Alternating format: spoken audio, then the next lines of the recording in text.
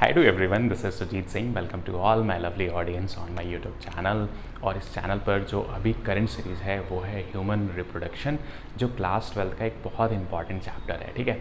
और आप सभी बच्चों में से कुछ बच्चों ने मुझसे डिमांड किया था कि सर ह्यूमन रिप्रोडक्शन भी आप सीरीज़ में लेकर के आओ, और इस वजह से मैं ह्यूमन रिप्रोडक्शंस स्टार्ट किया, ठीक है। तो बच्चे, ये इस सीरीज़ का थर्ड पार्ट है। हमने फर्स्ट और सेकंड पार्ट में कुछ इंपॉर्टेंट कॉन्सेप्ट को भी डिलीवर किया है, और जो बच्चे फर्स्ट टाइम इस वीडियो को देख रहे हैं ना, तो फर्स्ट और सेकंड पार्ट ज़रूर देखना, क्योंकि मैं कोई भी सीरीज़ स्टार्ट करता हूँ ना बच्चे, तो मेरी पूरी कोशिश रहती है कि एनसीईआरटी की एक एक लाइन आप तक डिलीवर हो, एक एक लाइन आपको समझ में आए। तो जो बच्चे अगर कोई मिड से कोई पार्ट देखते हैं ना बच्चे, जैसे किसी सीरीज़ का उसमें 17 to 18 पार्ट्स है ना, तो अगर आप कनेक्टिविटी नहीं रखोगे ना, फर्स्ट के बाद सेकंड, सेकंड के बाद थर्ड, इस तरीके से अगर सीरीज़ में नहीं चलोगे ना, तो बहुत सारे इंपॉर्टेंट कॉन्सेप्ट जो है ना वो मिस कर सकते हो। तो जो बच्चे फर्स्ट टाइम आ रहे हैं, फर्स्ट सेकंड पार्ट जरूर देखो, फिर उसके बाद आप थर्ड पार्ट पर आओ, और इस पार्ट में हम डायग्रामेटिक रिप्रेजेंटेशन करके पूरे मेल रिप्रोडक्टिव स्ट्रक्चर को अंडरस्टैंड करेंगे, ठीक है। तो मेल रिप्रोडक्टिव स्ट्रक्चर, ठीक है। मेल रिप्रोडक्टिव स्ट्रक्चर में हमने पूरे टर्मिनोलॉजी को अंडरस्टैंड कर लिया, और इस मेल रिप्रोडक्टिव स्ट्रक्चर्स में हम पूरे जितने भी पेयर ऑफ टेस्टिस हैं, आपके एसेसरी डक्ट हैं, एसेसरी ग्लैंड है, ये एक्सटर्नल जेनेटिलिया है, इसको हम डायग्राम के फॉर्म में अंडरस्टैंड करेंगे, ठीक है। अब देखो, जैसे हमने प्रीवियस पार्ट में एक स्ट्रक्चर ड्रॉ किया था, ठीक है। तो स्क्रोटम को मैं यहाँ पर थोड़ा सा डिटेल में लेके चलता हूँ, ठीक है। ये क्या है, आपका स्क्रोटम वाला पार्ट है, ठीक है। ये आपका क्या है, स्क्रोटम वाला पार्ट है, ठीक है। इसको थोड़ा सा मैं छोटा बना देता हूँ, या ठीक है, कोई प्रॉब्लम नहीं है। यहाँ पर आपका क्या प्रेजेंट है, यहाँ पर आपका क्या प्रेजेंट है, टेस्टिस प्रेजेंट है। ये क्या है बच्चे, ये क्या है, आपका मेल बॉडी का टेस्टिस, ठीक है। इसी टेस्टिस के सराउंडिंग में एक लेयर प्रेजेंट है, एक डक्ट प्रेजेंट है, जिसको आपने बोला एपिडिडाइमिस। इसको क्या बोला आपने, एपिडिडाइमिस, ठीक है। जो आगे चल करके वेस एफ्रेंटिया का फॉर्मेशन करती है, जो आगे चल करके वेस डेफरेंस का फॉर्मेशन करते हैं। ये क्या है, वेस डेफरेंस, ठीक है।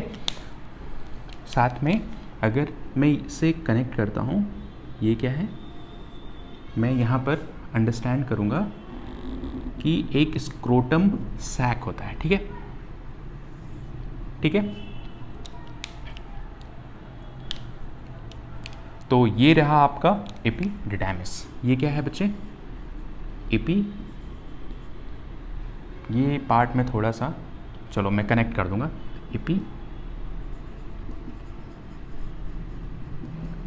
ठीक है। ये क्या है बच्चे, वेस डेफरेंट, वैसा डेफरेंस, ठीक है। इस पार्ट को ही आप बोलते हैं क्या, स्क्रोटम। ये क्या है, स्क्रोटम, पाउच लाइक स्ट्रक्चर दिख रहा है ना, ठीक है। ये है स्क्रोटम सैक, ठीक है, स्क्रोटम सैक, ठीक है। अब देखो, ये आपका वेस डेफरेंट, और वेस डेफरेंट के इस पार्ट को यहाँ पर, ये यहाँ पर एक स्पर्मेटिक कॉर्ड का फॉर्मेशन होता है। ये क्या है, स्पर्मेटिक कॉर्ड। इसको आप ब्लू वाले को क्या बोल रहे हो, स्पर्मेटिक कॉर्ड लाइक स्ट्रक्चर होता है। इसके अंदर से बहुत सारी ब्लड वेसल्स, नर्व वेसल्स, वेस डेफरेंट, आपके लिम्फ वेसल्स जाते हैं। तो स्पर्मेटिक कॉर्ड के अंदर बहुत सारी चीज़ें प्रेजेंट होती हैं। मैं यहाँ पर मेंशन कर देता हूँ, कि एक तो प्रेजेंट होता है वेस डेफरेंस, ठीक है। साथ में ब्लड वेसल्स प्रेजेंट होती हैं, साथ में आपकी नर्व वेसल्स भी प्रेजेंट होती हैं, साथ में आपकी लिम्फ वेसल्स भी प्रेजेंट होती हैं, लिम्फ वेसल्स भी प्रेजेंट होती हैं, ठीक है। तो ये एक कॉर्ड लाइक स्ट्रक्चर होता है, इसीलिए बोलते हैं स्पर्मेटिक कॉर्ड। तो स्पर्मेटिक कॉर्ड के अंदर इतनी वेसल्स जाती हैं, इसीलिए हम इसको बोलते हैं स्पर्मेटिक कॉर्ड। अब देखो आगे चल करके ये जो वेस डेफरेंट है ना, ये कहाँ पर ओपन होगा, ये कहाँ पर ओपन होगा, एक बल्जी पार्ट होगा जिसको हम बोलते हैं एम्पुला, जिसको हम बोलते हैं एम्पुला, जिसको हम बोलते हैं एम्पुला। और एम्पुला आगे चल करके एक सेमिनल वेसाइकल से कनेक्ट होती है, फिर एक कॉमन डक्ट आ जाती है। ठीक है, तो ये जो बल्जी वाला पार्ट है ना, जहाँ पे बेसिकली होता क्या है कि स्पर्म स्टोर होता है। ठीक है, ये सभी क्या है, स्पर्म है, ये सभी क्या है, स्पर्म है। ठीक है, तो यहाँ पर इस पार्ट को ही हम बोलते हैं क्या, एम्पुला। यहाँ पर क्या हो रहा है, स्टोरेज ऑफ स्पर्म। ठीक है, देखो ये तो है आपका टेस्टिस, और टेस्टिस के अंदर ही आपकी मेल जर्म सेल्स होती है ना, मेल जर्म सेल्स होती हैं, जहाँ पर क्या चल रहा होता है बच्चे, स्पर्मेटो जेनेसिस की प्रोसेस होती है, और इसी प्रोसेस के थ्रू आपका स्पर्म का प्रोडक्शन होता है। ठीक है, तो जहाँ पर स्पर्म स्टोर किया जाता है उस रीजन को हम बोलते हैं एम्पुला रीजन। ठीक है, और ये जो दूसरा हमने बनाया इसी को बोलते हैं सेमिनल वेसाइकल। ठीक है, अब देखो एम्पुला से जो डक आ रही है और सेमिनल वेसाइकल की जो डक आ रही है, इस पार्ट को हम बोलते हैं कॉमन डक्ट, इसको हम बोलते हैं कॉमन डक्ट बोलते हैं, या बोल सकते हो इजैकुलेटरी डक्ट,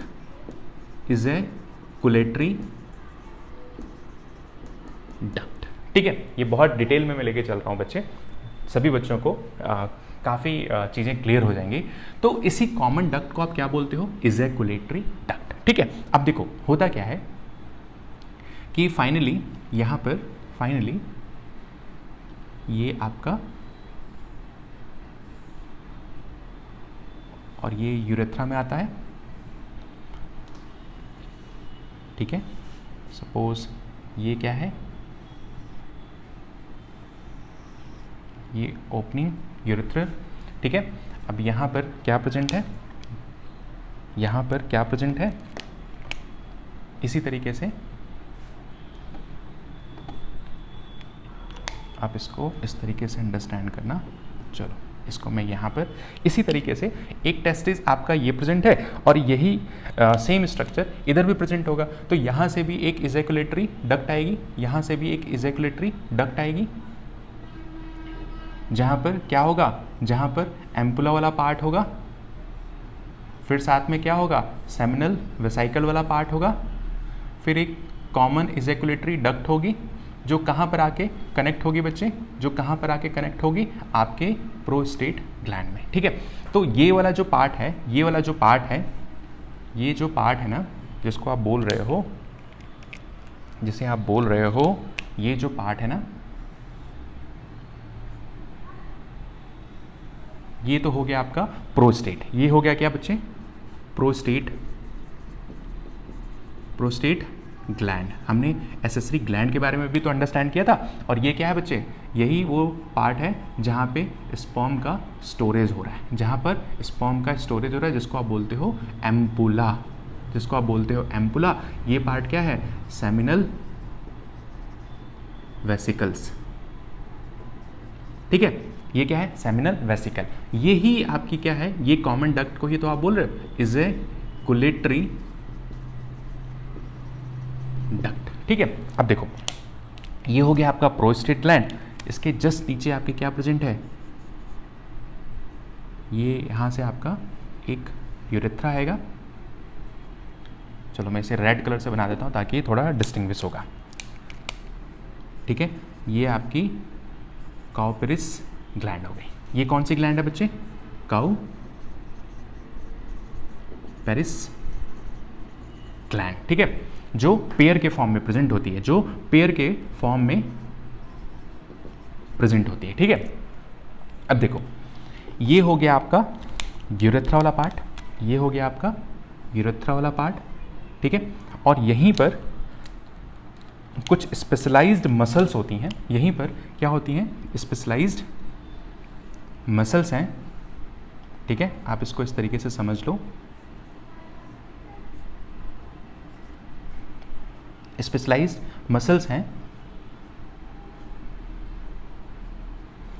ठीक है। अब देखो, जैसे मैं यहाँ पर दो मसल्स बना रहा हूँ, जैसे मैं यहाँ पर दो डिफरेंट मसल्स बना देता हूँ। ये क्या है बच्चे आपकी,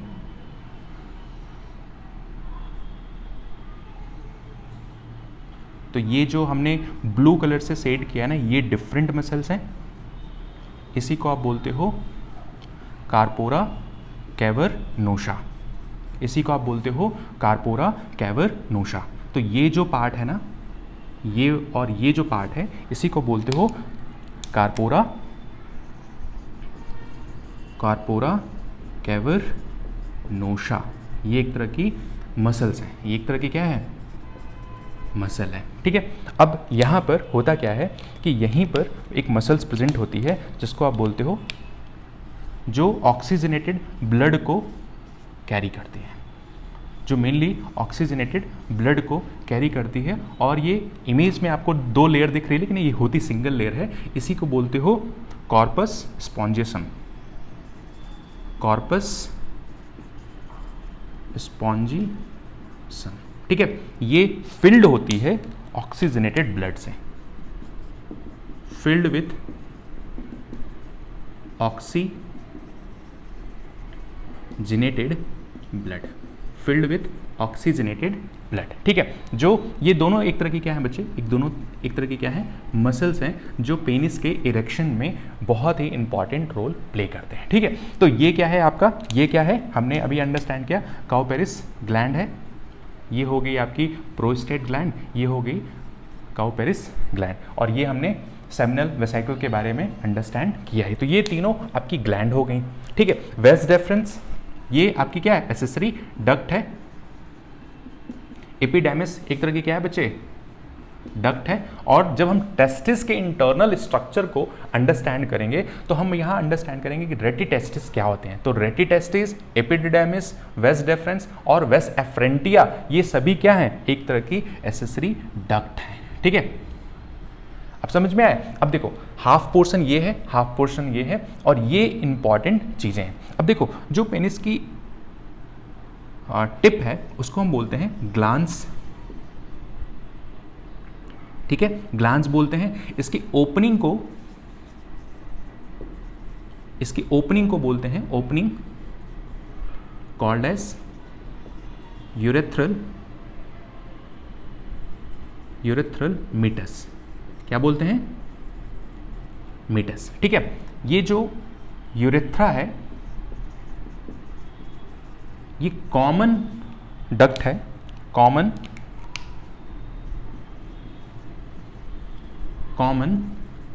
duct for urine and sperm के इजैकुलेशन के लिए,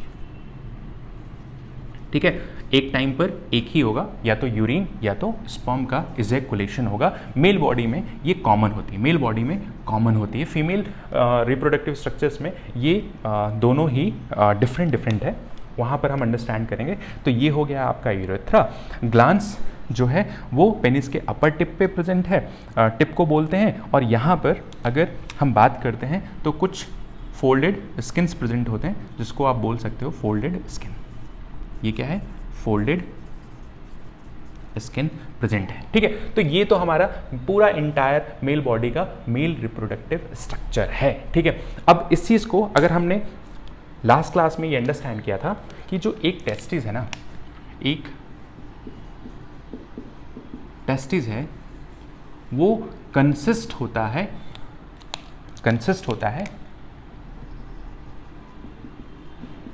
विथ 200 to 250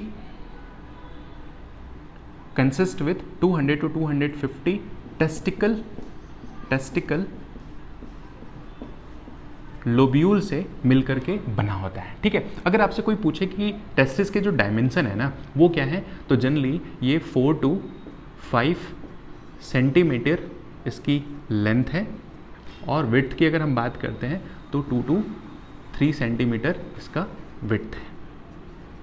ठीक है, अब देखो एक टेस्टिस के अंदर 200 से 250 टेस्टिकल लोब्यूल्स प्रेजेंट होते हैं, और एक टेस्टिकल लोब्यूल्स के अंदर इन वन टेस्टिकल लोब्यूल्स के अंदर consist with 1 to 3 seminiferous tubules. Seminiferous tubules present होते हैं। ठीक है, तो 200 से 250 टेस्टिकल लोब्यूल्स, और एक टेस्टिकल लोब्यूल्स के अंदर 1 से 3 सेमनीफेरस ट्यूब्यूल्स प्रेजेंट होते हैं। ठीक है, और एक सेमनीफेरस ट्यूब्यूल जो है ना वो कंसिस्ट होती है इन वन सेमनीफेरस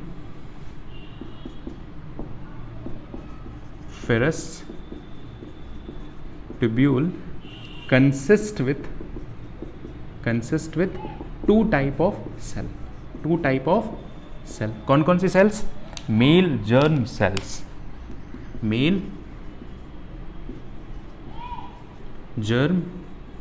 सेल्स, और दूसरी सेल्स को हम बोलते हैं सर्टोली सेल्स।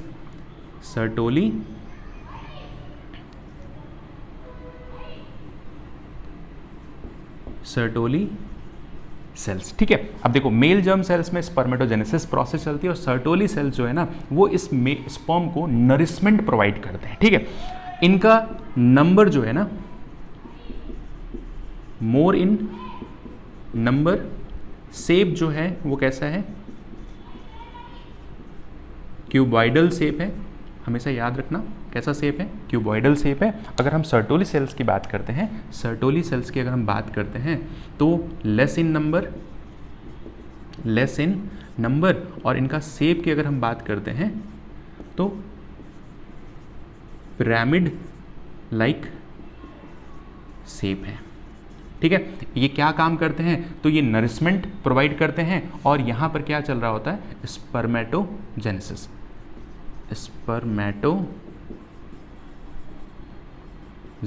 के लिए रिस्पॉन्सिबल होते हैं। ठीक है, तो आप इसको हमेशा याद रखना कि एक टेस्टिस के अंदर किस तरीके से सेल्स का अरेंजमेंट होता है। बच्चे जनरली कंफ्यूज होते हैं, बट इसमें कंफ्यूजन का कोई सवाल नहीं उठता है।